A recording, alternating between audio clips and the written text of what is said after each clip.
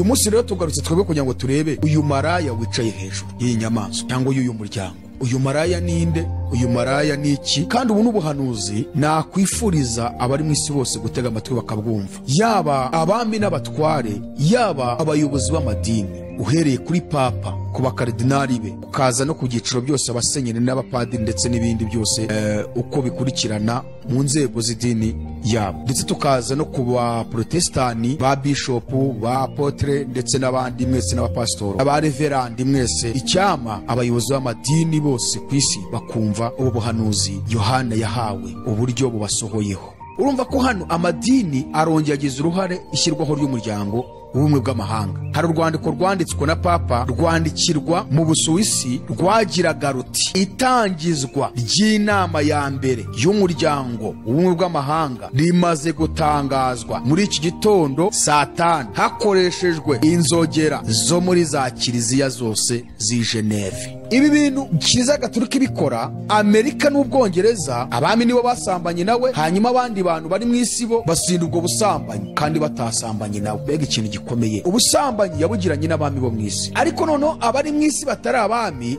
basinda ubwo busambanyi. Uburyo Imana igaragaje ko ubwo busambanyi ari inzoga. Ukuvuga ngo rero ngiyi nyamaswa ifite amazina 3. Icya mbere ni amazi menshi, icya kabiri ni inyamaswa itukura, icya gatatu ni amoko n'amateraniro y'abantu n'amahanga n'indimi. Ese uyu mudugudu ni uwuhe? Kuki se ugaruka kwitwa Babuloni ikomeye? Kuki se wongeye kwitwa maraya? Kubera iki Imana ifashe abayobozi b'amadini ari hano muri iyi si ikabagereranya na maraya, ikabagereranya na Babuloni ikomeye, ikabagereranya n'umudugudu utegeka abami bo mu isi? Abisirayeli iyo bamaraga kwifatanya muri politike z'ibindi bihugu kandi bagakomeza no kwitwaza Imana yabo ya Isiraheli, bafashe ububasha bw'ibindi bihugu baba aribwo bagenderamo, ariko bagakomeza kwiyitirira ubwoko bw'Imana bwa Isiraheli. Ibyo bikababaza Imana rero. Aribyo n'uyu munsi ubona abayobozi b'amadini bakomeza kwiyitirira izina ry'Imana, ariko warangiza bakisunga imbaraga z'ubutegetsi bw'isi. Ibaze kugira ngo warashatse umugore umukoye, nyuma gusige agiye gusambana, yihindura indaya, wongere usubireyo kandi umukwe utanga inkwano umugarure. Igituma rero Imana yagiye irwanya ko iyobokamana teokarasi ryivanga na demokarasi, nuko muri politike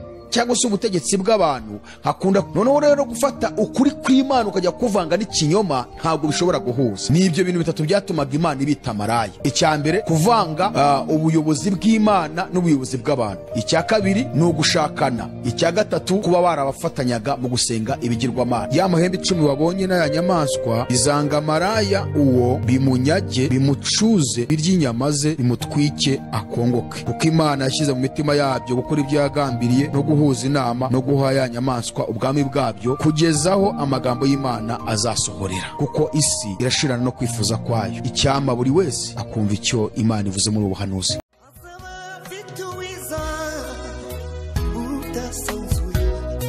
Azaba afite ingororano yo guhema buri wese, guhana n'imirimo yakoreye hano ku isi. Nawe nshuti yanjye aza kwambika ikamba. Amahoro y'Imana yongere kubana nawe nshuti mwene data, ubana natwe buri munsi ukurikira ibiganiro bitambuka kuri Iron TV, shakiro ry'ubutumwa bwiza bw'ubwami bw'Imana. Turakwifuriza guhirwa muri byose, turakwifuriza kubona umugisha w'Imana mu byo ukora. Reka dusuhuza abanyarwanda mwese muri mu gihugu cy'u Rwanda mukurikira Iron TV, kandi dusuhuza n'abandi bose bari mu bihugu byacu bya East African Community, abari Uganda, abari muri Kenya mukurikira ibiganiro, tutibagiwe ndetse n'abari Tanzania, abatizedi mwese mu rurimi rw'Ikinyarwanda, ndetse n'abakongomani n'abarundi mwese mukurikira ubutumwa bwiza butambuka kuri Iron TV. Turabasabira umugisha kandi tubasabira guhirwa mu izina rya Yesu Kristo. Turasuhuza abantu mwese mudukurikira South Africa, muri Afrika yo hagati, ndetse n'abandi badukurikira Mozambique, Zambia, Zimbabwe, abari za Senegal tujye tubabona, n'abari Madagascar. Imana bahumugisha cyane.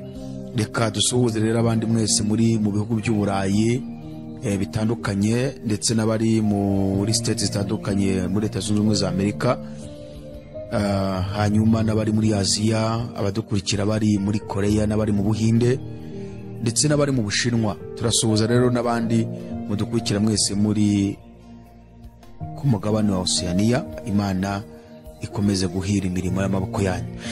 Turishimye rero, turagarutse cyane mu kiganiro. Jewe nk'uko bisanzwe ubaganiza nitwa Jean-Luc Ikingeneye. Hanyuma twongeye kugaruka mu kiganiro igihe cyanjye mu nsanganyamatsiko, aho turi kwiga ku mugore wicaye ku nyamaswa itukura yuzuye amazina yo gutuka Imana, ifite imitwe 7 n'amahembe 10. dusanga mu gitabo cy'ibyahishuriwe Yohana igice cya 17 kuva ku murongo wa 1 kugeza ku murongo wa 18. Ubushize ubwo duheruka twaganiriye cyane rero tunavuga ku birebana n'iriya nyamaswa, n'ubundi twasobanuye iriya nyamaswa turayigaragaza aho itangira ari igishushanyo bisabwe kandi bishyigikiwe bikanaterwa inkunga mu mizo ya mbere n'inyamaswa izamuka iva mu butaka ifite amahembe 2 asa nkaho ari ay'umwana w'intama, ariko bivuga nk'ikiyoka, nkuko twabonye ko ari ubutegetsi bubiri uyu munsi buyoboye isi. N'andi magambo burigenga bwose, ariko bukaba bufite icyo buhuriyeho mu kuyobora isi, ari bwo Leta Zunze Ubumwe za Amerika ndetse n'Ubwongereza. Ngira ngo murabizi ko twabonye ko ihembe rya mbere kuri iriya nyamaswa izamuka iva mu gitaka ni Amerika, ihembe rya kabiri rikaba Ubwongereza. Twagaragaje uburyo ihembe risobanura ubutegetsi mu buryo bwa gihanuzi, aho Imana yagendaga igaragaza amahembe nk'ubutegetsi ndetse n'ubushobozi n'ubwami n'ubutware. Hanyuma rero twabonye ko rero iriya nyamaswa izamuka iva mu butaka iyo Amerika n'Ubwongereza basabye ko habaho igishushanyo cy'ubutegetsi bwagiye buyobora isi bwabayeho, ari bwo Misiri, Siriya, Iraq, Irani, Grek ndetse n'Ubutaliyani. Ngira ngo murabizi ko Misiri ari Egiputa ya kera, Siriya ikaba ari Ashuri ya kera, Iraq akaba ari yo Babuloni ya kera, Irani akaba ari bwo Uperesi bwa kera, hanyuma Ubugiriki bwo buracyari Ubugiriki. Hanyuma rero hakaza n'Ubutaliyani ari bwo Roma ya kera, n'uyu munsi ariko iryo zina ndibwira ko bakirivuga. Hagaheruka rero ubutegetsi bwa 7 ari nayo nyamaswa izamuka iva mu butaka, yari ifite amahembe 2 nk'ay'umwana w'intama, ikabivuga nk'ikiyoka tubona mu byahishuwe ibice 13 umurongo wa 11, aho batwereka n'ibintu 7 inyamaswa yagomba kuzakora. Hanyuma rero inyamaswa akaba ari yasabye ko habaho igishushanyo. Icyo gishushanyo kikaba ari igishushanyo cyagomba kuza gisa neza na buriya butegetsi bwabayeho, ariko ngo icyo gishushanyo kimaze kuremwa, iriya nyamaswa y'amahembe 2 izamuka iva mu gitaka ariyo Leta Zunze Ubumwe za Amerika n'Ubwongereza, twabonye ko ngo bahaye icyo gishushanyo umwuka ngo gihumeke, ikindi kandi cyicisha abantu bose batakiramye. Iki gishushanyo twarakibonye rero aho turimo kwiga kiriya kibumbano cyangwa se kiriya kibumba bashyize ku ngoro nkuru y'umuryango w'abibumbye hariya ukorera New York muri Amerika. Tubona ko ari uburyo bwa Satani bwo gushaka kujijisha itorero rya Kristo cyangwa kujijisha abana b'Imana bamaze kumenya neza icyo ubuhanuzi buvuga kuri uyu muryango w'abibumbye mu gitabo cy'Ibyahishuriwe, aho Imana bagaragaza nyine ari inyamaswa y'imitwe 7 n'amahembe 10 nk'igishushanyo cya buriya butegetsi bwabayeho, ariko bukaba butakiriho. Ariko barajijishije bazana kiriya kibumbano bagishyira hariya ku ngoro nkuru yabo i New York muri Amerika, ngo bagaragaze ko kishushanya umuryango w'abibumbye ariko atari byo. Ibyo twarabisobanuye rero. Icyo gishushanyo rero ari cyo muryango w'abibumbye gikubiyemo cyangwa se kirimo bwa butegetsi bwose bwagiye buyobora abibumbiye hamwe, biriya bihugu byose byishyira hamwe mu buryo bw'igishushanyo cya buriya butegetsi bwabayeho. Nuko ari ibyo bihugu byongeye byibumbira hamwe bikaba biri kuyobora isi n'ubundi ku isi yose. Cyangwa umuryango w'abibumbye abantu twese turabizi ko uyobora isi yose.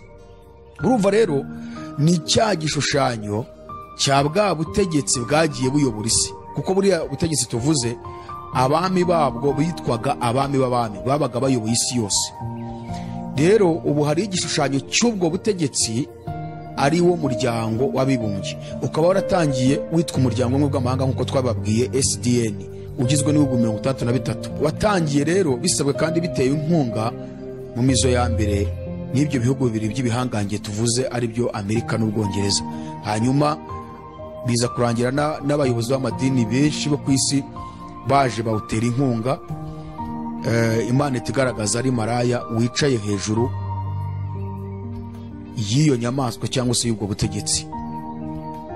Ikindi nuko twongera kubona uyu muryango w'umwe bw'amahanga noneho mu gitabo cy'ibyahishuriwe Yohana igice cya 17 aho batwereka maraya wicaye hejuru, ariko noneho ntuba ukiri wa wundi wa mbere, ahubwo ni uwawukurikiyeho cyangwa wawusimbuye, ari wo muryango w'abibumbye. Kuko umuryango w'ubumwe bw'amahanga twabonye ko wari gisi kuzimu mu buryo bwo gutongera gutegeka mu gihe cy'intambara ya kabiri isi yose, igihe yaririmbanije hagati ya 40 na 42, nibwo uyu muryango wari gisi kuzimu mu buryo bwo gutongera gutegeka, wongera kuzamuka uva kuzimu mu buryo bw'umuryango w'abibumbye. Uyu munsi rero tugarutse twebwe kugira ngo turebe uyu maraya wicaye hejuru y'iyi nyamaswa cyangwa y'uyu muryango. Uyu maraya ninde? Uyu maraya ni iki?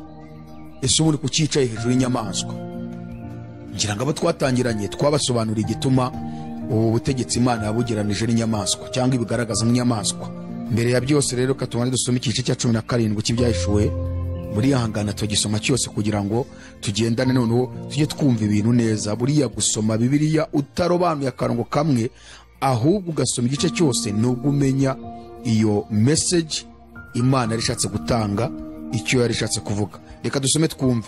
Haza umwe wo muri bamarayika 7 bari bafite za nzabya ndwi, arambwira ati, ngwino nkwereke iteka marayika ukomeye azacirwaho yicara ku mazi menshi. Niwe abami bo mu isi basambanaga nawe, abari mu isi bagasinda inzoga arizo busambanyi bwe. Anjyana mu butayu ndi mu mwuka, mbona umugore yicaye ku nyamaswa itukura yuzuye amazina yo gutuka Imana, ifite imitwe 7 n'amahembe 10. Uwo mugore yari yambaye umwenda w'umuhengeri n'uw'umuhemba, yari arimbishijwe n'izahabu n'amabuye y'igiciro cyinshi n'imaragarita. Mu ntoki ze yari afite igikombe cy'izahabu cyuzuye ibizira n'imyanda y'ubusambanyi bwe. Mu ruhanga rwe afite izina ry'amayoberane ryanditswe ngo Babuloni ikomeye, nyina w'abamaraya kandi nyina w'ibizira byo mu isi. Mbona ko uwo mugore asinze amaraso y'abera n'amaraso y'abahuye Yesu. Mubonye ndatangara cyane. Marayika arambaza ati, niki kigutangaje? Reka nkumenere ibanga ry'uyu mugore n'inyamaswa imwetse ifite imitwe 7 n'amahembe 10. Iyo nyamaswa ubonye yahozeho, nyamara ntikiriho, kandi igiye kuzamuka ivi kuzimu ijye kurimbuka. Abari mu isi amazina yabo atanditswe mu gitabo cy'ubugingo uhereye ku kuremwa kw'isi bazatangara babonye iyo nyamaswa yahozeho ikaba itakiriho kandi ikazongera kubaho. Aha ni wakwiriye ubwenge n'ubuhanga. Iyo mitwe 7 niyo misozi 7 uwo mugore yicaraho, kandi niyo bami 7. Abatanu baraguye, umwe ariho undi ntaraza, kandi naza azaba akwiriye kumara igihe gito. Ya nyamaswa yariho ikaba itakiriho, iyo ubwayo ni uwa 8, nyamara kandi ni umwe muri babandi 7 kandi arajya kurimbuka. Ya mahembe 10 wabonye niyo bami 10 batarima, ariko bahabwa gutegekera hamwe na nyamaswa nk'abami ku marisa imwe. Abo bahuje inama baha ya nyamaswa imbaraga zabo n'ubutware bwabo. Bazarwanya umwana w'intama, ariko umwana w'intama azabanesha, kuko ari we mutware utwara abatware n'umwami w'abami. Kandi abari hamwe nawe bahamagawe, batoranijwe, bakiranutse, nabo bazayinesha. Nuko arambwira ati, ya mazi wabonye wa maraya yicaraho niyo moko n'amateraniro y'abantu n'amahanga n'indimi. Ya mahembe 10 wabonye n'aya nyamaswa bizanga maraya uwo, bimunyage, bimucuze, biryinyama ze, bimutwike, akongoke. Kuko Imana yashyize mu mitima yabyo gukora ibyo yagambiriye, no guhuza inama, no guha ya nyamaswa ubwami bwabyo, kugezaho amagambo y'Imana azasohorera. Wa mugore wabonye niwe wa mudugudu ukomeye utegeka abami bo mu isi. Iki gice ni kimwe mu bice bikomeye cyane mu gitabo cy'ibyahishuriwe Yohana. Yohana yahishuriyemo ibintu bikomeye, kandi ubu n'ubuhanuzi nakwifuriza abari mu isi bose gutega amatwi bakabwumva, yaba abami n'abatware, yaba abayobozi b'amadini, uhereye kuri papa, ku bakaridinari be, ukaza no ku byiciro byose, abasenyeri n'abapadiri ndetse n'ibindi byose, uko bikurikirana mu nzego z'idini yabo, ndetse tukaza no ku ba protestani, ba bishopu, ba apotre, ndetse n'abandi mwese, n'abapasitoro, aba reverandi mwese. Icyama abayobozi b'amadini bose ku isi bakumva ubu buhanuzi Yohana yahawe, uburyo bubasohoyeho. Bagerageza uburyo bwose bwo guhunga vuba na vuba, bakagarukira Imana, bakareka kwisunga ubwami bw'isi, bakareka kwisunga imbaraga z'isi, kuko isi irashirana no kwifuza kwayo. Icyama buri wese akumva icyo Imana ivuze muri ubuhanuzi. Tugiye kuvuga gatoya kuri uyu maraya, kuko inyamaswa twarayize niwo muryango w'abibumbye. Twabonye ko watangiye utwo umuryango umwe bw'amahanga, uza wiyemeje inshingano ebyiri ko uje kubungabunga amahoro n'umutekano mu isi, ariko iby'amahoro n'umutekano wagiye ubigerageza kugeza muri 39, kuko umuryango w'ubumwe bw'amahanga watangiye gukora kuva ku itariki 10 z'ukwezi kwa mbere 1920, urakomeza ugenda wiyandayanda ugerageza ngo kuzana amahoro, usibye ko amahoro twabonye ko ntibishoboka. Ni umutekano bagerageje kugira ngo bazane, kugira ngo hatangira kubaho intambara mu bihugu hirya no hino ku isi. Hanyuma bigeze muri 39 tubona ko Hitler, uriya mutegetsi w'umugome w'igitugu w'Umudage, yakoze amarorerwa menshi, yisha abantu benshi batagira ingano, harimo ndetse na za miliyoni 3 z'abayuda, aho tubona ko yongeye gushoza intambara ya kabiri y'isi yose yatangiye kuva muri 39. Ibyo uyu muryango wari wariyemeje ari byo byo kubungabunga amahoro n'umutekano mu isi bisa nkaho birangira urigita ikuzimu mu buryo bwo kutongera gutegeka mu ntambara ya kabiri y'isi yose, aho yari irimbanije muri za 42, ubwo iby'uwo muryango byari bimaze kurangira. Ariko noneho rero uza kuzamuka ivu kuzimu, ariyo iyi nyamaswa tubonye mu byashuro 17 mu buryo bw'umuryango w'abibumbye, aho nawo watangiye kuyobora, cyangwa se uyu muryango washyizweho kuva ku itariki 26 z'ukwezi kwa gatandatu 1945. Niho uyu muryango w'abibumbye watangiriye, usimbuye umuryango wari umaze kurigita mu buryo bw'ubutegetsi bitegeka, ari wo muryango w'ubumwe bw'amahanga. Nguko uko rero ko inyamaswa yazamutse ivu kuzimu. Ni gute rero uyu maraya wicaye hejuru? Ubundi se uyu maraya ninde? Uyu maraya ivuzwa ngaha ninde? Icyambere icyo tubona nuko yaba iyi nyamaswa ifite amazina 3, kimwe nuko uyu maraya nawe afite amazina 3. Iyi nyamaswa tubonye hariya aho marayika abwiye Yohana ngo ngwino nkwereke iteka maraya ukomeye azacirwaho yicara ku mazi menshi. Ni ukuvuga ngo iyi nyamaswa ubwa mbere Yohana marayika amubwiye ko ari amazi menshi. Iryo ni izina rya mbere Yohana yabonye, aranabwirwa, abona ni amazi menshi. Kabiri, umurongo wa 3 w'iki gice cya 17, Yohana aravuga ngo anjyana mu butayu ndi mu mwuka, ngo nuko mbona umugore yicaye ku nyamaswa itukura yuzuye amazina yo gutuka Imana, ifite imitwe 7 n'amahembe 10. Urumva marayika waramubwiye ngo ngwino nkwereke iteka marayika ukomeye azacirwaho kuko yicaye ku mazi menshi. Yohana ajyanwa mu butayu agiye kureba aya mazi menshi maraya yicayeho n'uyu maraya uwo ari we. Ageze mu butayu ntabwo yabonye amazi, ahubwo ngo yabonye inyamaswa itukura yuzuye amazina yo gutuka Imana, ifite imitwe 7 n'amahembe 10. Aya mazina yo gutuka Imana turaje tubabwiraho gatoya igituma uyu muryango Imana yagaragaje ko wuzuye amazina yo gutuka Imana. Ni ukuvuga ngo rero iyi nyamaswa, icyambere ni amazi menshi, icya kabiri ni inyamaswa itukura. Ku murongo wa 15 ho haravuga ngo nuko arambwira ati ya mazi wabonye wa maraya yicaraho niyo moko n'amateraniro y'abantu n'amahanga ndetse n'indimi. Ni ukuvuga ngo rero iyi nyamaswa ifite amazina 3. Icyambere ni amazi menshi, icya kabiri ni inyamaswa itukura ifite imitwe 7 n'amahembe 10 kandi ikaba yuzuye amazina yo gutuka Imana, icya gatatu ni amoko n'amateraniro y'abantu n'amahanga n'indimi. Aha rero Imana yashatse gusobanura neza kugira ngo Yohana byumve neza. Yari amazi, none Imana imusobanurira ari amazi cyari cyo.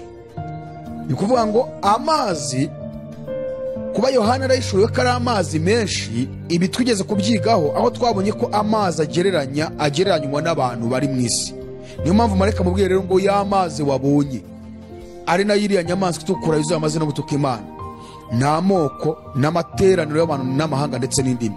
Bivuge ngo ni bya bihugu byose byibumbiye hamwe mu muryango w'abibumbye, bitandukanye, bikoresha indimi zitandukanye kandi bikubiyemo amoko y'abantu atandukanye. Mu muryango w'abibumbye ngira ngo uyu munsi umaze kugeramo ibihugu ndumva birarenga 190. Mu gihe watangiraga watangijwe n'ibihugu 150. Ubu rero ugeze mu bihugu birenga 190. Urumva rero ni ya moko n'amateraniro y'abantu n'amahanga ndetse n'indimi, ni ya mazi menshi maraya yicaye hejuru. Uyu maraya nawe rero afite amazina 3. Izina rya mbere ni maraya ukomeye, nk'uko twabibonye hariya marayika abwiye Yohana ngo ngwino nkwereke iteka maraya ukomeye azacirwaho. Izina rya kabiri turisanga hano ku murongo wa 5, aho batubwiye ngo yitwa Babuloni ikomeye, nyina w'abamaraya kandi nyina w'ibizira byo mu isi. Iryo ni izina rya kabiri, Babuloni ikomeye kandi ikaba ni nyina w'abamaraya, nyina w'ibizira byo mu isi. Izina rya gatatu ry'uyu mugore turisanga ku murongo wa 18 w'igice cya 17, aho bavuze ngo wa mugore wabonye niwe wa mudugudu ukomeye utegeka abami bo mu isi. Uyu mudugudu turaza kuvuga, Imana nitwemerera tukaba tugifite akanya, turaza kugaragaza uburyo ari umudugudu ukomeye utegeka abami bo mu isi. Ese uyu mudugudu ni uwuhe? Kuki se ugaruka kwitwa Babuloni ikomeye? Kuki se wongeye kwitwa maraya? Amazina yose aboneka muri Bibiliya y'ikintu runaka hari message Imana ishaka kumvikanisha. Kuba rero uyu mugore yitwaye amazina atatu no kuba iriya nyamaswa yitwaye amazina atatu, nuko hari message Imana ishaka kugeza ku bari mu isi, cyane nko ku itorero, kuko ari bo bantu babasha kwiga ubuhanuzi neza, umwuka akarushaho gukomeza kubahishurira. Naho ab'isi bo nta bushobozi bafite bwo guhishurirwa ibi bintu ngo babimenye, ahubwo birabasiga, rimwe na rimwe akaba banabirwanya. Ariko abana b'Imana, itorero rya Kristo riri hano mu isi, umwuka arahari gukomeza kubafasha no guhishurirwa ubuhanuzi ngo basobanukirwe icyo Imana ivuze. Uyu mugore ari we maraya ikomeye, akaba Babuloni ikomeye, nyina w'abamaraya kandi nyina w'ibizira byo mu isi, akongera akitwa umudugudu ukomeye utegeka abami bo mu isi, yaba ari indi? Ni ukuvuga ngo uyu mugore ni ubuyobozi bwose bw'amadini ari hano mu isi akorera mu mwuka w'ikinyoma wa Satani. Kandi ayo madini ntabwo umuntu yapfa kuyamenya keretse umwuka w'Imana uwo yabihishuriye. Itorero rya Kristo ryo ryabimenya, ariko nta muntu wapfa kubimenya atari mu itorero rya Kristo. Twongere twibutse abadukurikiye ko abantu bose uko bari mu madini siko bose ari itorero rya Kristo. Hari abari mu madini twita abayoboke baba bayoboye, cyangwa abayoboke b'abayobozi b'ayo madini, ariko akaba atari abayoboke ba Kristo Yesu.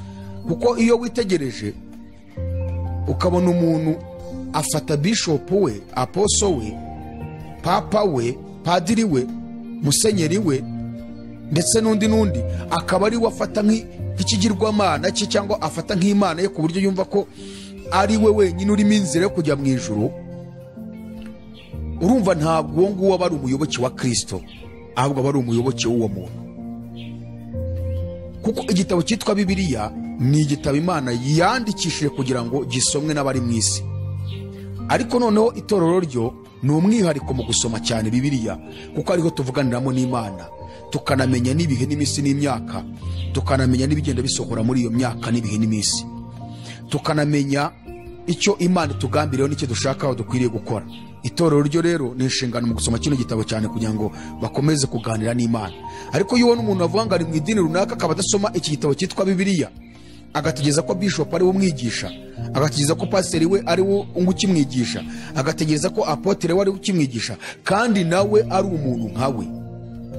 Kuko uwo apotere ni umuntu nkawe, uwo bishop ni umuntu nkawe, uwo muhanuzi ni umuntu nkawe, twese turi abantu. Kandi nawe utuntu aguhaho ni utuntu yavomye mu gusoma kino gitabo, usibye ko abenshi uzasanga baragisomye kikabayobya, kuko bagisomanye irindi rari bari bafite rirebana n'ibyo bashaka kugeraho mu ruhande rw'umubiri, bituma bayoba. Ubwo buyobe bwabo bajya kubuyobesha abandi.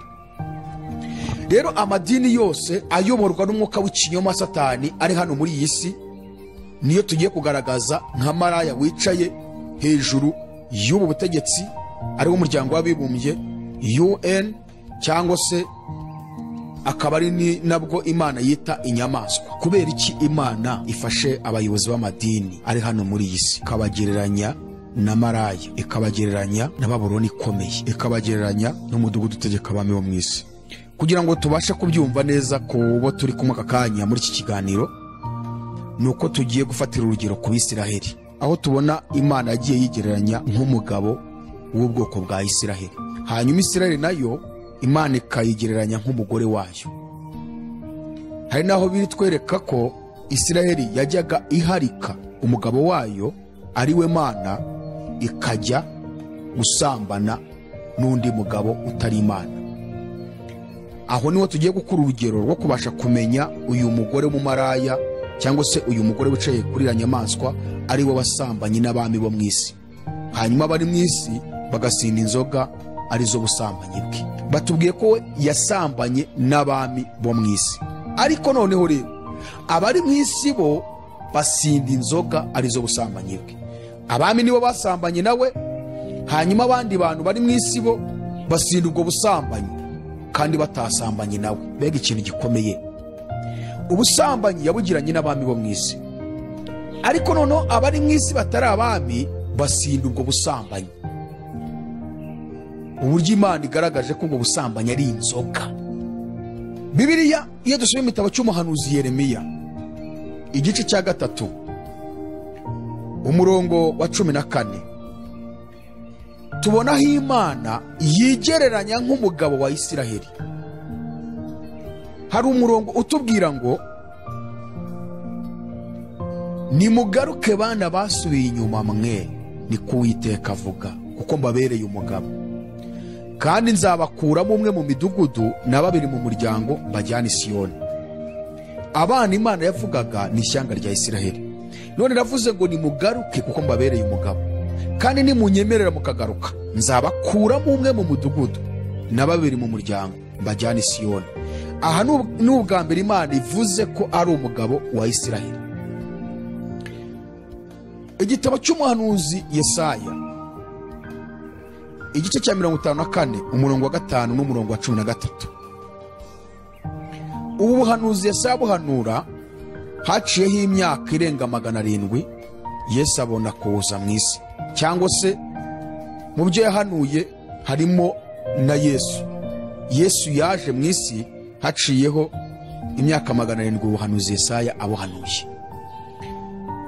Yahanuye ngo ikirero aho ngaho yaravuze ngo kuko umuremyi wawe ari we mugabo wawe, Uwiteka Nyiringabo niryo zina rye, Uwera wa Isiraheli niwe mucunguzi wawe, ariko azitwa Imana y'isi yose. Icyitondero hano havuzweho amagambo atatu akomeye. Kuko umuremyi wawe ari we mugabo wawe, iyo ni Imana isi ivuga ko ari umugabo wa Isiraheli. Kabiri, Uwiteka Nyiringabo niwe mucunguzi wawe, hajemo nuko ariyo yacunguye Isiraheli. Gatatu, azitwa Imana y'isi yose. Nukuvuga ngo hano Imana igaragaje uburyo ari umugabo wa Isiraheli, inagaragaza uburyo ari we wayicunguye, ariko ihita igaragaza ko hari igihe kizagera ikaba umugabo w'abari mu isi yose. Bivuge ngo rero hari igihe Imana yabaye hari umugabo wa Isiraheli. Icyo gihe abandi bose bari mu isi aribo bitwa abanyamahanga nta mugabo bari bafite. Ibyo tunabisanga mu rwandiko Paulo yandikiye Abefeso igice cya 2 umurongo wa 11 kugeza ku murongo wa 14, aho yanditse aravuga ngo nuko mwibuke yuko kera mwebwe abanyamahanga ku mubiri, abo abakebwe n'intoki ku mubiri bita batakebwe, mwibuke ko icyo gihe mwari mudafite Kristo, mutandukanijwe n'ubwisiraheli, muri abashyitsi ku masezerano y'ibyasezeranijwe, ari nta byiringiro mufite by'ibizaba, ahubwo mwari mu isi mudafite Imana rurema. Ariko none kuko muri Kristo Yesu, mwebwe bari kure kera mwigijwe hafi n'amaraso ya Kristo. Uwo niwe mahoro yacu, kuko yakuyeho ubwanzi, ari rwo rusika rwari hagati yacu rutugabanye. Ni ukuvuga ngo rero hari igihe abandi bantu bose bari mu isi ukuyemo Isiraheli babayeho nta Mana rurema bafite. Ntabwo Imana yari umugabo w'abo bantu, ahubwo Imana yari umugabo wa Isiraheli. Isiraheli nayo ikagiranwa nk'umugore wayo kubwo kuyigandukira no kuyikorera umurimo yabasabaga gukora, nubwo byagizeho bikabananira. Naho abanyamahanga bose nta mugabo bagiraga. Ariko hariya Yesaya mu buhanuzi hanuye Imana yatanze isezerano ko hari igihe izageraho ikaba umugabo bari mu isi yose. Hanyuma umurongo wa 13 wahariya muri Yesaya 54 haravuga ngo abana bawe bazigishwa n'Uwiteka, kandi bazagira amahoro menshi. Aha honyine niho hagiye kutujyana, hatugeze kuri aba bana Yesaya yahanuye bagomba kuzigishwa n'Uwiteka kandi bakagira amahoro menshi. Ari naho tugiye kubonera isezerano Imana yasohoje ryo kuba umugabo w'abari mu isi yose. Aya magambo Yesaya yahanuye, Yesu ubwo yari amaze kuza mu isi yongeye gusubira muri ubu buhanuzi kugira ngo agaragaze ko abana Yesaya yavugaga bazigishwa n'Uwiteka ari za ntumwa Yesu yatoranije mu Bisiraheli, arizo zaje guhinduka abagize itorero rya Kristo, kuko arizo zamaje ubutumwa bwiza none itorero rikaba riri ku isi yose. Bivuge ngo rero yaba intumwa yaba n'abakristo muri iki gihe bose ni abana b'Imana, ariko bakaba barabyawe n'intumwa za Kristo, cyangwa se bakaba barabyawe n'abakomoka kuri Isiraheli. Ubwo bivuga ngo ni abana b'umugore ari we Isiraheli, bigatuma rero n'ubundi Imana iba umugabo wabo bose.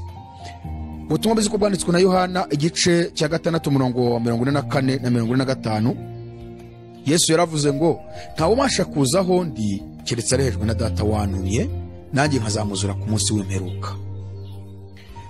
Byanditswe mu byahanuwe ngo bose bazigishwa n'Imana, uwumvise ibya Data akabyiga aza aho ndi. Kuri reference cyangwa se tubyite paginale bakwereka aya magambo Yesu asubiyemo kari yandi Yesaya yahanuye muri 54 umurongo wa 13, ko abana bagomba kwigishwa n'Uwiteka yari Kristo. Yesu ni Uwiteka, kuko tubisoma mu Bafilipi igice cya 2 umurongo wa 11 havuga ngo kandi indimi zose zihamye ko Yesu Kristo ari Uwiteka, ngo Imana Data wa twese ibihimbarizwe. Ni ukuvuga ngo rero ubuhanuzi Yesaya yahanuye ko abana ba Isirayeli bagomba kuzigishwa n'Uwiteka bakagira amahoro menshi. Uwiteka yagomba kuba ari Yesu wagomba kwigisha abana yatangiriyeho rero ni za ntumwa 12 arizo zaje guhinduka itorero rya Kristo. Itorero rya Kristo rero ubwo twinje ku kindi gikagikomeye rero, ni ukuvuga ngo abizera Kristo Yesu nibo uyu munsi bahindutse umugeni wa Kristo, ndetse bakaba ari n'umugore w'Imana, nkuko tubisoma mu rwandiko Paulo yandikiye Abefeso igice cya 5 umurongo wa 22 kugeza 24, aho Imana igaragaza uburyo itorero riri hano mu isi ryayo ari umugeni rikongera gahinduka n'umugore. Bagore mugandukira abagabo banyu nkuko mugandukira umwami wacu, kuko umugabo ari we mutwe w'umugore we, nkuko Kristo ari we mutwe w'itorero ari ryo mubiri we, ni nawe mukiza waryo. Ariko nkuko itorero rigandukira Kristo, aba ariko abagore bagandukira abagabo babo muri byose. Nkuko itorero rigandukira Kristo, abe ariko abagore bagandukira abagabo babo muri byose. Ni ukuvuga ngo rero umugore niwe uganduka, ntabwo umugabo ari uganduka, ahubwo umugabo arakunda. Niba rero Imana ivuze ngo itorero rigandukira Kristo, ubwo bishatse kugaragaza ko itorero ni umugore w'Imana, riba umugore w'Imana kuri ibi bintu bibiri. Icya mbere nuko ribyara mu buryo bw'umwuka, byamamaza ubutumwa bwiza rikabyara abantu mu buryo bw'umwuka. Icya kabiri nuko riganduka rikora icyo Imana irishakaho. Kuba rero ari umugeni wa Kristo nuko bitubwira ko Yesu yarikoye amaraso y'igiciro cyinshi kandi azagaruka kuritwara. Iyo Abisiraheli bafataga iyobokamana bakajya kurivanga na politike z'ibindi bihugu, icyo ni kimwe mu bintu bya mbere Imana yatangiye kubona ko batangiye kwinjira mu mwuka w'ubusambanyi, gusambana n'abo bami. Ubundi politike ntabwo yari mbi, kuko politike ni uburyo bw'imiyoborere myiza, ahubwo bamwe mu bayigize nibo batumye igira isura mbi, kuko bayikoresha nabi bashaka kwikurira inyungu zabo, bakaba bahoteramo n'abantu.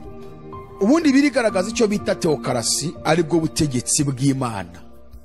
Ijambo teosi ni ijambo kigiriki risobanura Imana, teos. Hakaba n'icyo bita demokarasi. Demokarasi bisobanura ibintu bitatu: ubutegetsi bushyirwaho n'abantu kandi bukorera abantu, ikindi bugakorwaho n'abantu. Iyo rero Abisirayeli bafataga ubutegetsi bw'Imana, teokarasi, bakabujyana kubuvanga na demokarasi aribwo butegetsi bw'abantu, aho Imana yahitaga itangira kubabonamo ishusho y'uko batangiye guhunahuna, bashaka kujya gusambana n'abami bo mu isi. Bibabaje kugira ngo ufate iyobokamana ujye kurivanga na politiki. Icyo ni icya mbere. Icya kabiri, Abisirayeli iyo bamaraga kwifatanya muri politike z'ibindi bihugu kandi bagakomeza no kwitwaza Imana yabo ya Isiraheli, ubwo bafashe ububasha bw'ibindi bihugu baba aribwo bagenderamo, ariko bagakomeza kwiyitirira ubwoko bw'Imana bwa Isiraheli. Ibyo bikababaza Imana rero.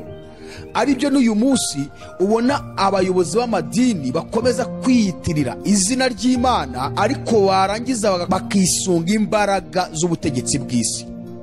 Ukabona inshuti zabo n'iz'abategetsi b'isi, iz'abanyapolitiki, kugeza ubwo bitwaza iyobokamana bakaba aribyo bifashisha mu gukomeza gukandamiza abo bayoboye, ku buryo hagize n'umuntu bavugaho gatoya birangiza ahise ahamagara umupolisi cyangwa se umuyobozi runaka ati munjyana mumumbikiye muri gereza, banze mwereke ko ndi pasiteri we cyangwa ndi bishopu. Ni ikintu gikomeye cyane bene data. Aho rero Imana itangira kubona ko mwatangiye gusambana, kuko muritirirwa izina ryayo, mukaba mugaragaza ko mwemera ubushobozi bwayo, ariko mukabutesha agaciro mu kwisunga imbaraga z'ubuyobozi muri kwifatanya muri icyo gihe, imbaraga za politike, imbaraga z'abayobozi b'ibihugu, imbaraga z'abayobozi ba gavumenti. Niyo ereri Abisirayeli bakundaga kugwamo, ariyo n'uyu munsi amadini abayobozi bayo baguyemo. Icya kabiri, Abisirayeli iyo bamaraga kwifatanya muri politike z'ibindi bihugu bakagirana ubushuti n'abami bo mu isi, bakisunga imbaraga z'abo bami, byarangizaga batangiye no gushakana. Ugasanga abagabo b'Abisirayeli bashatse abakobwa b'abanyamahanga, kandi cyari kizira kuwiteka, ntabwo byari byemewe. Ugasanga abakobwa b'Abisirayeli bari gushakwa n'abagabo b'abanyamahanga. Ubundi itegeko Imana yarahaye Abisirayeli mu mategeko bari bafite nuko umunyamahanga wemera kuza akifatanya n'ishyanga rya Isiraheli, wowe yabaga yemewe kwakirwa, ariko nawe hari ibyo yagombaga kuzuza. Icya mbere nuko bamuhagarikaga mu mazi menshi, bakamuzanira igitabo cy'amategeko ya Mose, bakagisomera imbere ye ahagaze muri ayo mazi. Barangiza kugisoma akamanika ukuboko akabihamya ati ndabyemera ko aya mategeko yose nzayubahiriza. Yabihamirishaga iki rero? Yabihamirishaga kwibira, akiyibiza muri ya mazi, yarangiza akavamo akahita akebwa, agakebwa. Yamara gukebwa akababaye nawe nk'Umwisiraheli. Ibyo byari byemewe, ariko nta Mwisiraheli wari wemerewe kujya kuba umunyamahanga ngo yifatanye n'ubuyobozi bw'ayo mahanga. Ibyari byemewe. Rero biramubaza kubona uyu munsi abantu bitirirwa ubwoko bw'Imana bajya kwifatanya n'abanyamahanga, abantu badakijijwe ubutegetsi bwo mu isi, kandi bwa butegetsi bwo mu isi bwo bukanga kuza kwifatanya nabo bitirirwa izina ry'Imana. Ibyo bibabaza Imana.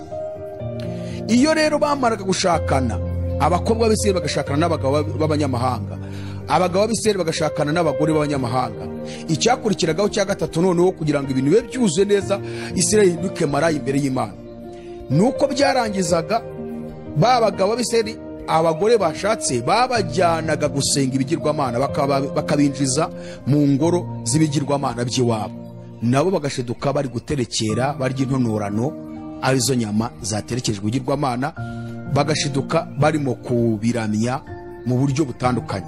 N'abakobwa b'Abisirayeli babaga bashatswe n'abagabo b'abanyamahanga, niko byagendaga. Ibyo bintu bitatu rero nibyo byatumaga Imana yita Isirayeli ko ari maraya.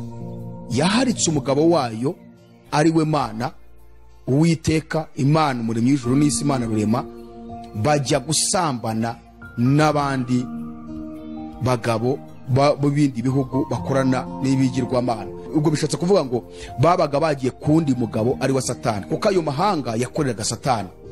Umwuka wayoboraga abanyamahanga wabaga ari umwuka wa Satani. umwuka wayoboraga Abisiraheli ni umwuka w'Imana. Iyo Abisiraheli bangaga gukorana n'Imana, ubwo waga banza umwuka wayo nk'umuyobozi wabo, bakajya kuyoborwa n'umwuka wa Satani, ari wo mwuka mubi w'umwijima, ubwo bakabayobotse umugabo ari we Satani. Ibyo rero bikayibabaza bikomeye, ikavuga ngo Isiraheli wasambanye na Egiputa, Isiraheli wasambanye na Ashuri, Isiraheli waramparitse, uri maraya, uri habara. Amadini menshi muri iyi minsi, abayobozi b'amadini benshi muri iyi minsi babaye habara, bari gusambana n'umwanzi Satani, bifatanyije n'umwuka wa Satani muri iki gihe cya none. Hosea niwe ubirangiza neza, akabyumvikanisha uburyo Isiraheli ari maraya ku rwego rukomeye. Ni ukuvuga ngo Imana yafashe umuhanuzi Hosea imwigereranyaho nk'aho ari we Mana, ifata ishyanga rya Isiraheli irigereranya nk'umugore Hosea agiye gucira witwa Gomeri mwene Diburayimu.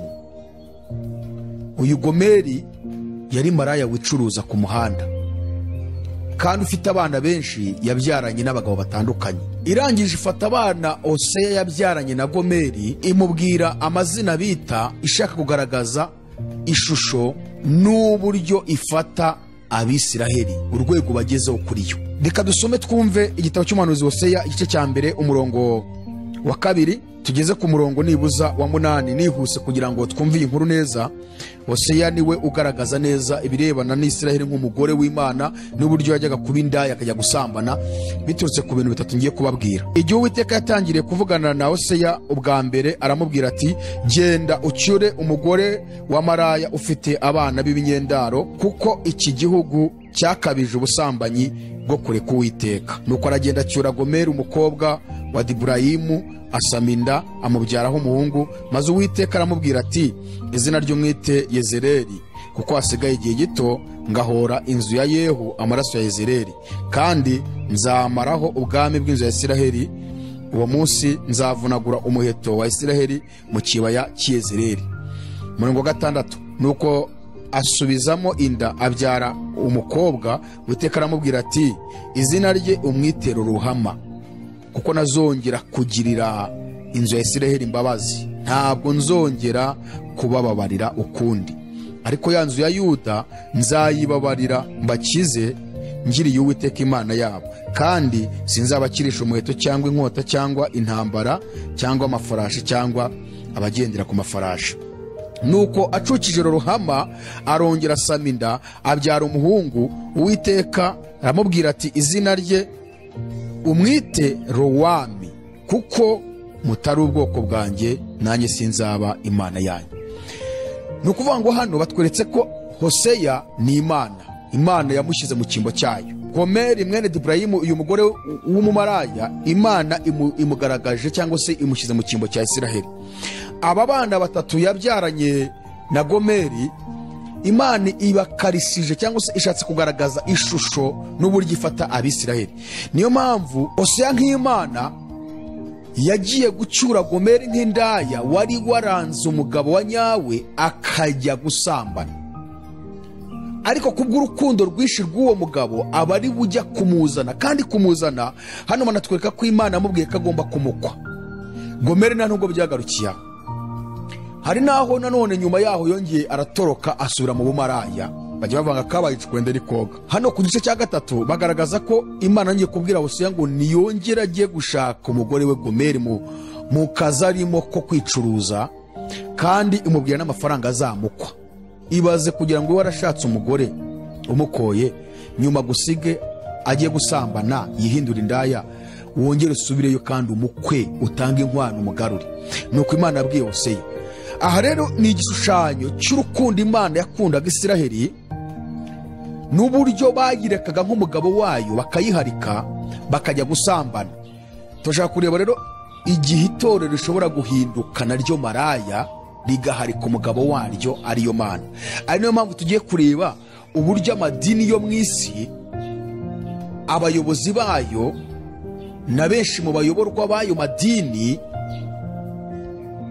bahindutse maraya, bagahinduka Babuloni ikomeye, bagahinduka nyina w'abamaraya, bagahinduka kandi umudugudu utegeka abami bo mu isi. Ni ryari amadini cyangwa se ubukristu Imana yaje kububona nk'aho buri gusambana? Tuzi ko itorero rya Kristo rihera mu gihe cy'intumwa muri 33 igihe umwuka wari yamanukiraga kuri Pentekoti,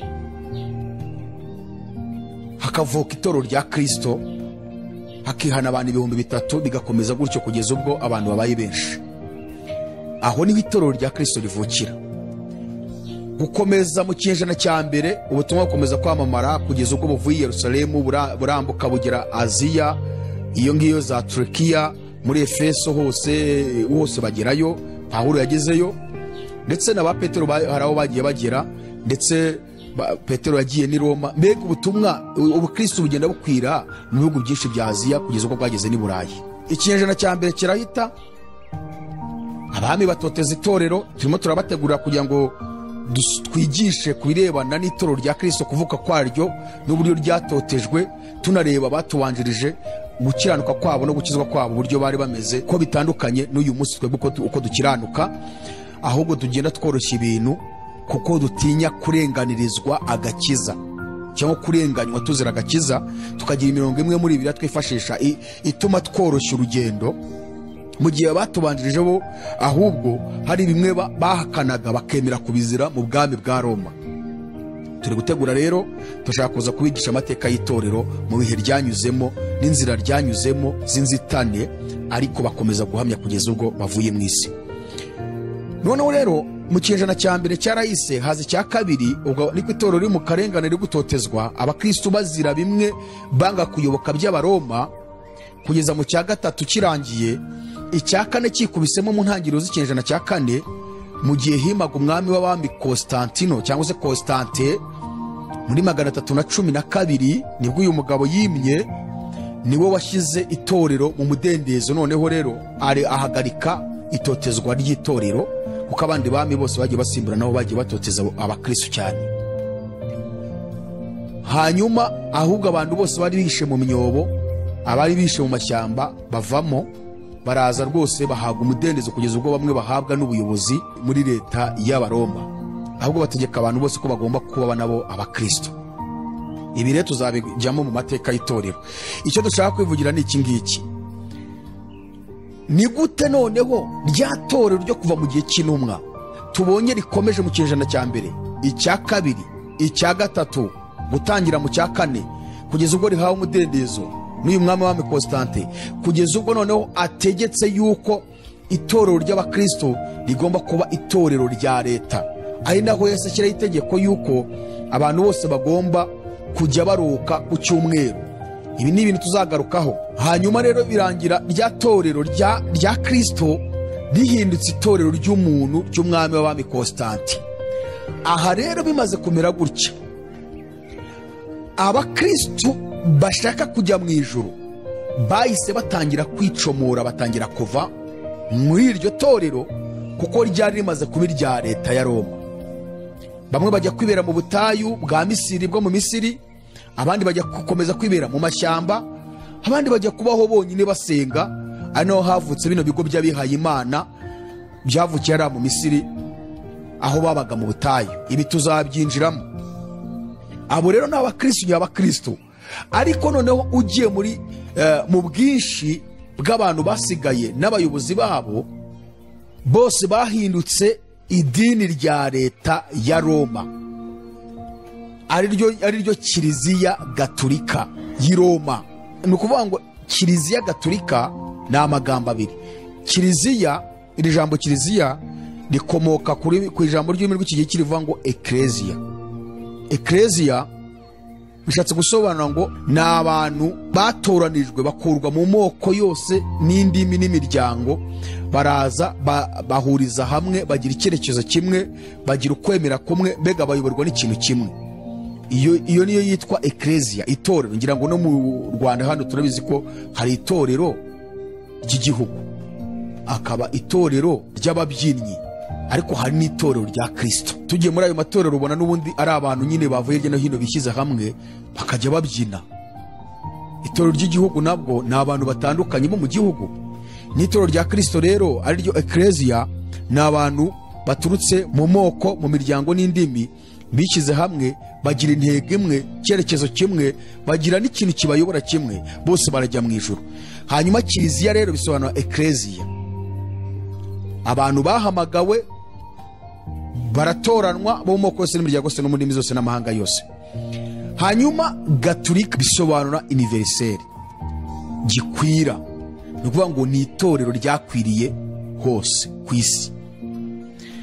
Nuko rero byaje kugenda aho uyu mwami w'abami Constante yafashe itorero arihindura idini ariyo Kiliziya Gatolika y'i Roma.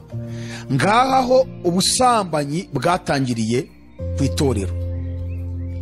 Rero tugiye gusesengura tubona ko umugore uvugwa ahangaha dusanze mu byahishuwe, ndagira ngo munyumve neza munkurikirane. Uyu mugore twabonye wicaye hejuru y'inyamaswa itukura ari wo muryango w'abibumbye, ni Kiliziya Gatolika y'i Roma. Turashaka kuza kureba rero ni ryari yicaye hejuru y'iyi nyamaswa, cyangwa hejuru ya UN, cyangwa se hejuru ya SDN. Ni ryari ubuyobozi bwa Kiliziya Gatolika bwaba bwaricaye hejuru y'ubu butegetsi. Ni ryari Imana yagaragaje ko bahindutse maraya. Ubumaraya bwabo butangira aho ngaho, aho umwami abahinduye idini, bishatse kuvuga ngo bahise bahinduka idini rikomatanyije na politiki y'i Roma. Ariko abana b'Imana, abakristo nyabo, bari bamaze gusohokamo, ubundi bikomeza gutyo. Niyo mpamvu uyu munsi Kiliziya Gatolika yita ko ari ryo torero rikomeye ryo mu gihe cy'intumwa. Murabizi ko hari indirimbo baririmba ngo Nyagasani umwe, Kiliziya imwe, ukwemera kumwe, batisima imwe, n'Imana imwe. Ni itorero rikomeye ryo ku ntumwa, ariko ni ikinyoma. Itorero rya Kristo ryo mu gihe cy'intumwa ryahise ribacumukamo, hakomeza urwo rugare. Navuga ngo hakomeje igishushanyo cy'itorero rya Kristo aricyo kigaragara, ariko abakristo nyabakristo ntibari bakigaragara, ahubwo bari bihishe, bamwe barahungiye no mu butayu bwo mu Misiri. Urudini rurakomeza rugenda rwaguka kugeza ubwo hagiye ubupapa. Ubupapa butangira kuba ari noneho buyobora, papa akaba umwami w'abami kandi akaba na papa w'iyobokamana, uhagarariye abayoboke bayobotse izina ry'Imana cyangwa izina rya Yezu Nyirimpuhwe cyangwa se Yezu. Ariko ni igishushanyo cy'itorero. Itorero rya nyaryo ntabwo ririmo riragaragara, ahubwo n'abana b'Imana barihisha. Uyu munsi rero umumaraya uvugwa wicaye hejuru y'iriya nyamaswa ni iri dini rya Kiliziya Gatolika. Tugiye kureba rero uburyo ryicaye hejuru y'inyamaswa. Twibukiranye amagambo ukuntu batubwiye. Yohana yavuze ngo haza umwe wo muri ba bamarayika barindwi bari bafite za nzabya ndwi, arambwira ati ngwino nkwereke iteka marayika ikomeye azacirwaho yicara ku mazi menshi. Urumva iriya nyamaswa yicayeho babanje kutubwira ko ari amazi menshi, ariko bakongera katubwira ko ari inyamaswa, bakongera bakadusobanurira ari amazi ayo ariyo, ngo ko ari amoko n'amateraniro y'abantu n'amahanga ndetse n'indimi. Niko hano batubwiye mu byahishuwe. Mumbabarire munkurikire ibintu mubyumve neza, ko Bibiliya ivuga ikintu kimwe ikaba yakivuga mu mazina menshi, ariko ari cya kintu kimwe. Impamvu kishobora kujya mu mazina menshi ni message Imana ibishaka kugira ngo yumvikanishe mu bantu. Iyi nyamaswa ari wo muryango w'umugeni, nayo hari aho Imana yita amazi menshi, ikongera ikitwa inyamaswa itukura yuzuye amazina yo gutuka Imana, ifite imitwe 7 n'amahembe 10. Hari naho noneho Imana yita ngo ni amoko n'amateraniro y'abantu n'amahanga ndetse n'indimi. Niko batubwira mu byahishuwe 17 umurongo wa mbere, ngo ngwino nkwereke iteka marayika ikomeye azacirwaho yicara ku mazi menshi. Hanyuma wajya ku murongo wa 3 akavuga ngo anjyana mu butayu ndo mu mwuka, mbona umugore yicaye ku nyamaswa itukura yuzuye amazina yo gutuka Imana. Urumva yari amazi uyu mugore yicayeho. None mwiyereko Yohana avuga ngo nabonye ari umugore wicaye ku nyamaswa itukura. Wajya ku murongo wa 15 bakavuga ngo nuko arambwira ati ya mazi wabonye wa maraya yicaraho niyo moko n'amateraniro y'abantu n'amahanga ndetse n'indimi. Impamvu rero mu bantu twabanye mu kiganiro cya mbere twigisha iriya nyamaswa izamuka iva mu nyanja, twasobanuye ko amazi n'ubundi asobanura amoko, amateraniro y'abantu, amahanga ndetse n'indimi. Igituma uyu muryango rero wiswe amoko n'amateraniro y'abantu, amahanga n'indimi, ni uko uhuriwemo n'amoko y'abantu bari mu bihugu byose byo ku isi. Ngira ngo twabonye ko umuryango w'abibumbye umaze kugeramo ibihugu birenga 190, hafi isi yose imaze kwibumbiramo. Akenshi rero mu buhanuzi Imana ikunda kugereranya abantu benshi batuye ku isi nk'amazi, kandi amazi menshi. Ni ryari Kiliziya Gatolika,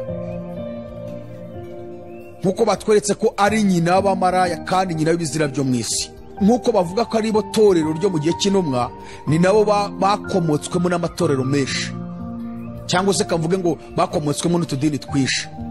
Murabizi bigeze mu 1517 mu gihe cy'uwitwa Martin Luther wazanye Reforme de l'Eglise, niwe wacomotsemo abonye ko Gatolika imaze imyaka myinshi ifite ubuyobe. Hanyuma atangiza itorero rye ry'abaprotestani, bisobanura guhakana, ayari guhakana inyigisho z'i Roma zipfuye, harimo na za Indulgensiya ndetse n'ibindi. Hanyuma rero mu baprotestani naho haje gukomokamo amadini menshi, nk'Abadiventiste, Abangirikani, Methodiste Libre, Baptiste Church n'ayandi menshi ntiriwe njyamo ngo nzayarangize, ni menshi. Ayo yose rero Gatolika niwe nyina wayo, kuko niho akomokaho. Niyo mpamvu batubwiye ko ari nyina w'abamaraya kandi nyina w'ibizira byose byo mu isi. Impamvu ari nyina w'abamaraya ni uko ubwo budini bwose bwagiye buyacomokamo. Aya madini araorganiza ari ku rwego rw'isi, abayobozi bayo ni abanyapolitike, aho bakunda kuzana politike bakazishyira mu bayoboke bayo, bigatuma nabo bahinduka abasambanyi imbere y'Imana, bakavanga iyobokamana na politike.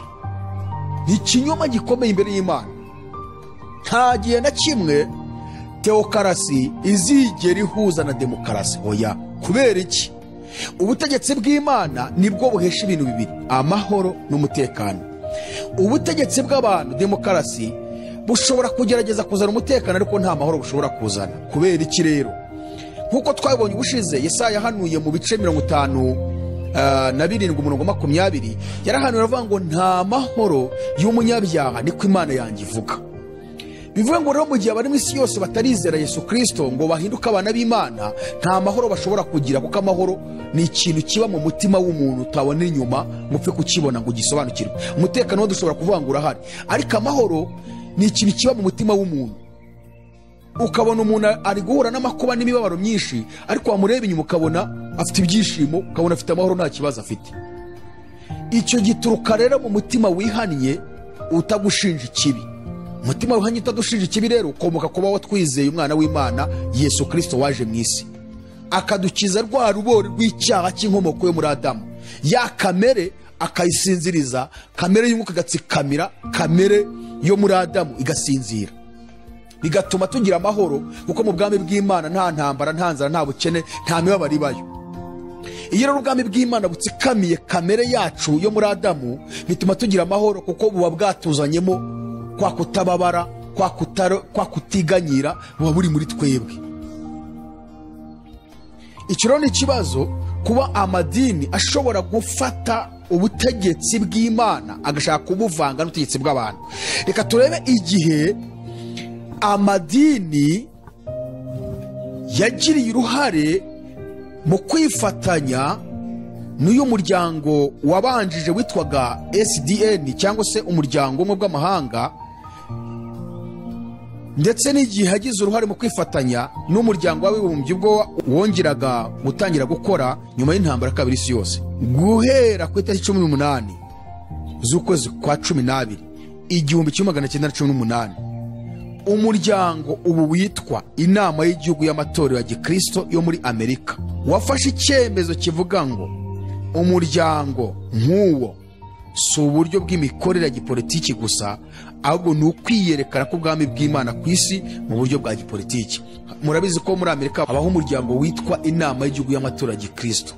ubayo hariya muri Amerika. Ubwo Amerika n'Ubwongereza ndetse n'ibihugu by'Uburayi bakoraga inama ikomeye y'uburyo hagomba gushyirwaho uyu muryango ubumwe bw'amahanga, ubwo hari nyuma y'intambara kabiri isi yose, ibi byashyizwemo imbaraga ndetse n'amadini kugira ngo uyu muryango utangire ari wo muryango ubumwe bw'amahanga.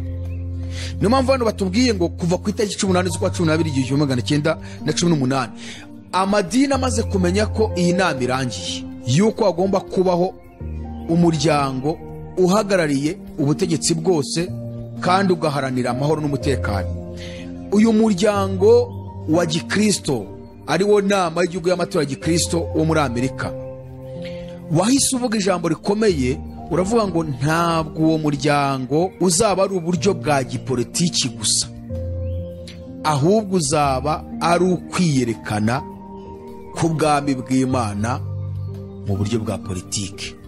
Urumva bafashe rya yobokamana teokarasi bagiye kurivanga na demokarasi, ubutegetsi bw'abantu. Ntabwo uyu muryango ari uburyo bwa politike gusa, ahubwo ni ukwiyerekana k'ubwami bw'Imana mu isi mu buryo bwa gipolitiki. Aho rero batangiye kuzana igitutsi uyu muryango ugiye gutangizwa. Icya kabiri, ikinyamakuru cyitwa San Francisco Chronicle cyo kuwa 2 Mutarama 1919 ku ipaji ibanza hari umutwe uvuga ngo Papa araharanira ko umuryango umwe bw'amahanga wa Wilson wemerwa. Urumva Papa hano ahise ashyiramo imbaraga nawe kugira ngo uyu muryango wemerwe, arabiharanira. Ku itariki 16 z'ukwezi kwa 11 1919 icyo cyifuzo cyashyizweho umukono n'abakuru b'amadini akomeye bagera ku 14,450 maze gishyikirizwa inteko nkuru ishinga amategeko yo muri Leta Zunze Ubumwe za Amerika, kiyisaba kwemeza amasezerano y'i Paris yateganyaga ishyirwaho ry'umuryango w'ubumwe bw'amahanga. Singibi nanone inama nkuru y'amatora ya Gikristo muri Amerika ibanje gukora ikosa rikomeye, imaze kumva yuko ubutegetsi burimo gupanga gushyiraho umuryango waza kubungabunga amahoro n'umutekano mu isi w'abantu bishyize hamwe. Batavuga ati hoya ukuntu ibintu bimeze, ahubwo uyu muryango ntabwo ari uburyo bwa gipolitiki gusa, ahubwo ni uburyo bwo kwiyerekana k'ubwami bw'Imana mu buryo bwa gipolitiki. None Papa nawe aranditse aravuga ati ndaharanira ko umuryango ubumwe bw'amahanga wa Wilson utangira. Gatatu, abakuru b'amadini akomeye bagera ku 14,450 ngo bagize icyifuzo bagize ni ukuvuga ngo baranditse icyo cyifuzo gishyirwaho umukono n'abakuru b'amadini. Ni ukuvuga ngo abakuru b'amadini bagize icyifuzo, barangije barandika urwandiko bashyiraho n'umukono wabo, kandi abakuru b'amadini ngo ni amadini akomeye kandi amadini agera ku 14,450 bamaze gushyiraho umukono wabo barwohereza mu nteko nkuru nshinga amategeko ya Leta Zunze Ubumwe za Amerika. Urumva ko hano amadini arongera agize uruhare ishyirwaho ry'umuryango w'ubumwe bw'amahanga. Tugiye kureba noneho uburyo watangiye rero, utangira byagenze gute, icyatumye uyu muryango w'ubumwe bw'amahanga utangira.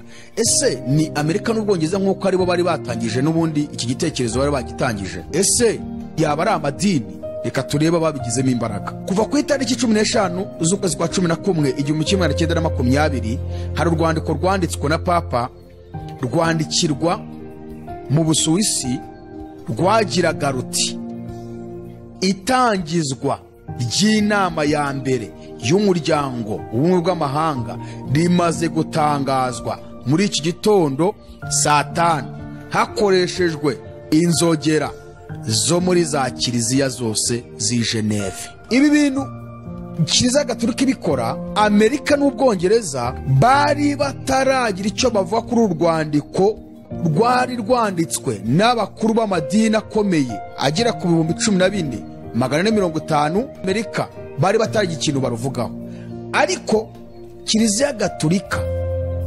ibari yigira uruhare mu makiza yose y'i Geneve mu Suwisi mu gutangaza yuko umuryango w'ubumwe bw'amahanga watangiye. Uku niko maraya ukomeye, akaba kandi nyina w'abamaraya bose, akaba na nyina w'ibizira byo mu isi, agahinduka Babuloni ikomeye, yahise Imana imugaragaza yicaye hejuru y'ubu butegetsi. Mu by'ukuri uyu muryango imbere y'Imana cyo wari utwaye, kuko ubutegetsi bw'abantu hari aho Imana ibwemera. Ariko igituma Imana isigaragaza ko uyu muryango ugiye gitutsi nuko wemeye kwakira n'abitirirwa izina ryayo. Aha rero niho Imana isigaragaza Kiliziya Gatolika n'amadini ya Giprotestani ndetse n'ayandi madini menshi uburyo bahise bafata iyobokamana bakajya kurivanga na politike z'umuryango umwe bw'amahanga wari ushyizweho. Nguko uko rero Imana isigaragaza amadini yicaye hejuru y'iki y'inyamaswa, ariko cyane ababigizemo uruhare ni Kiliziya Gatolika. Hano tubonye uburyo amadini ariyo yatangije akanagira uruhare rukomeye mu gusansibiriza itangira ry'umuryango w'amahanga, ari naho bahise bafata inkunga zabo bamenamo, nabo bahita bajyamo. Ngira ngo murabizi ko Papa Ubutaliyani deja turaza no kubusanga muri ya mahembe 10, aribyo bya bihugu 10 biri mu muryango w'abibumbye. Ubutaliyani burimo, aho niho hahita hagaragara uburyo nyine Kiliziya Gatolika yahindutse mara ikomeye mu kwifatanya n'ubutegetsi bwo mu isi. Papa ngira ngo murabizi ni nyiri cyubahiro, ni papa w'abari mu isi, n'abami bo mu isi baramwubaha baramwubararira. Aho niho Imana igaragaje uburyo iri dini rihindutse maraya kuko ryifatanyije n'ubutegetsi bwo mu isi.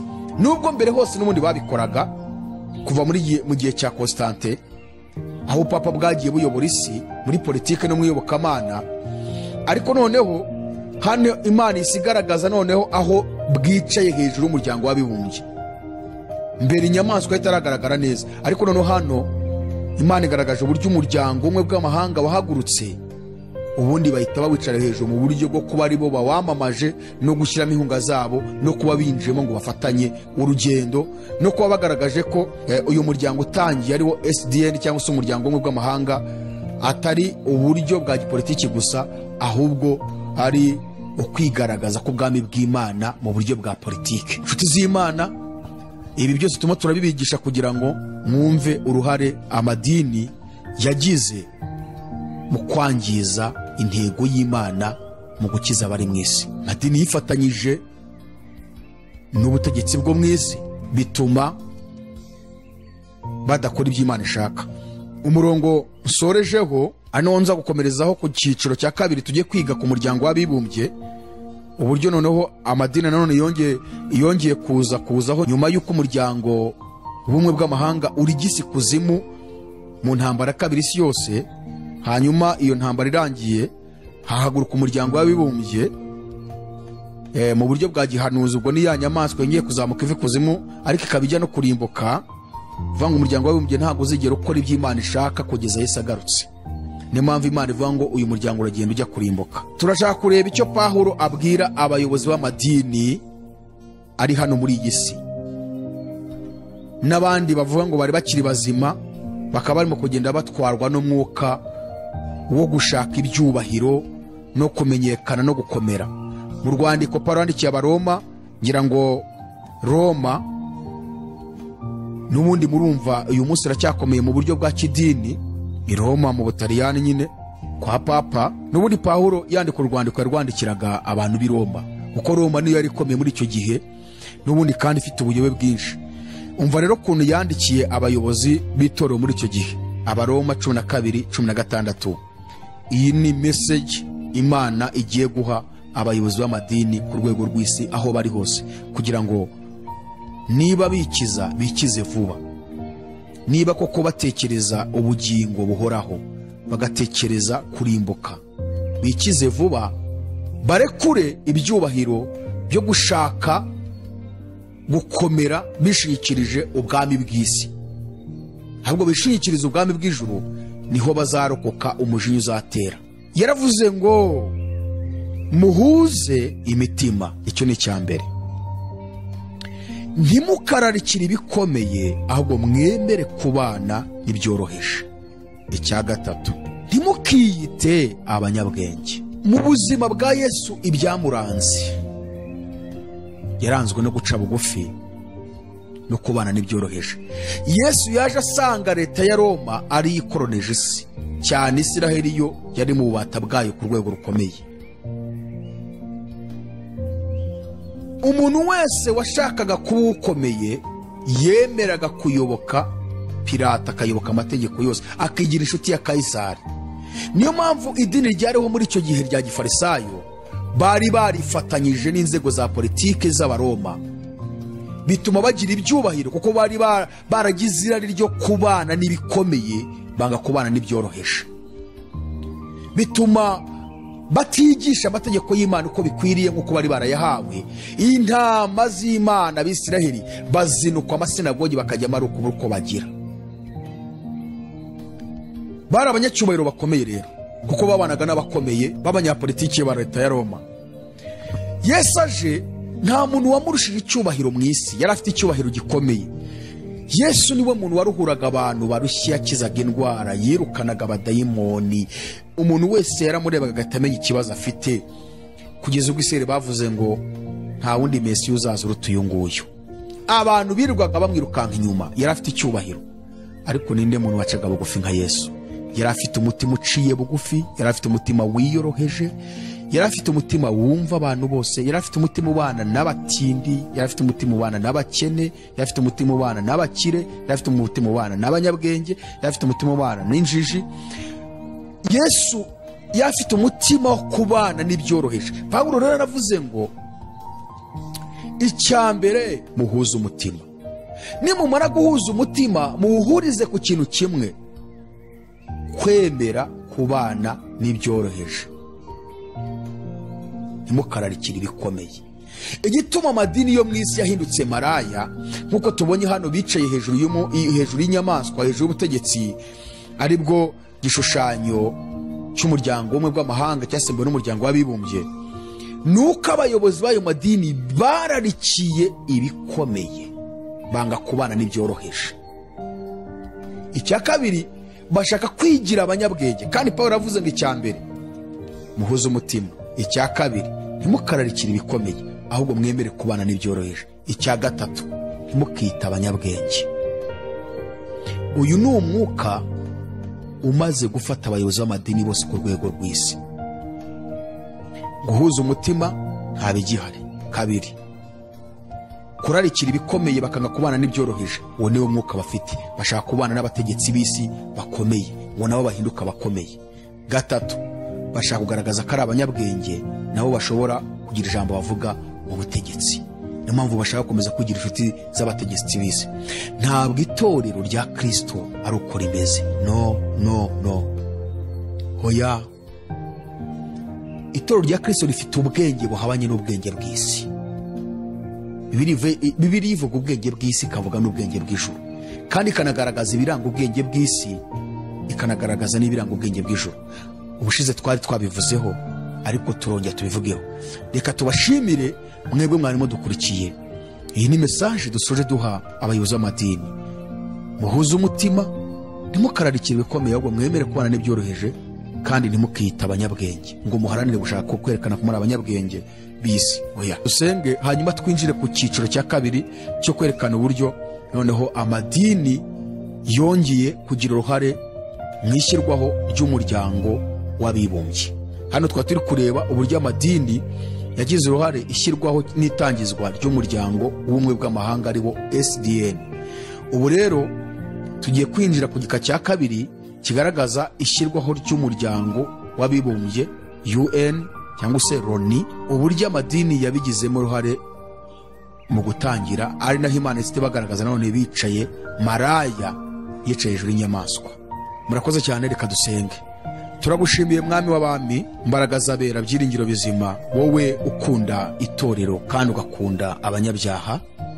Uvuganye natwe mu ijambo ryawe, tubonye uburyo amadini yagiye yifatanya na za leta z'isi n'ubutegetsi bw'isi kugeza ubwo ubita maraya, nk'uko Isiraheli iyo yajyaga kwifatanya n'ubundi na za leta z'ibihugu wabitaga maraya kuko babaga baguharitse. Uku niko abayobozi b'amadini nabo bayoboye baguharitse. bigira indaya, bajya gusambana, bafatanya iyobokamana n'imiyoborere y'abantu, kandi nta hantu bihuriye. Gira neza buri wese wumvishe ubutumwa kandi ushaka kurokoka umurokore muri ubutumwa bwiza yumvishe. Ndagushimiye ko mvishe gusenga, tubyamaje twizeye mu izina rya Yesu, amen. Imana ibahumugisha cyane. Ikiganiro nakagaruka, ukomeze kugira ibihe byiza. Azatujyana muri amazu meza yaduteguriye, nitugerayo tuzahora turiri, zaba kumwe na Eliya, zaba kumwe na Abrahamu, tuzahora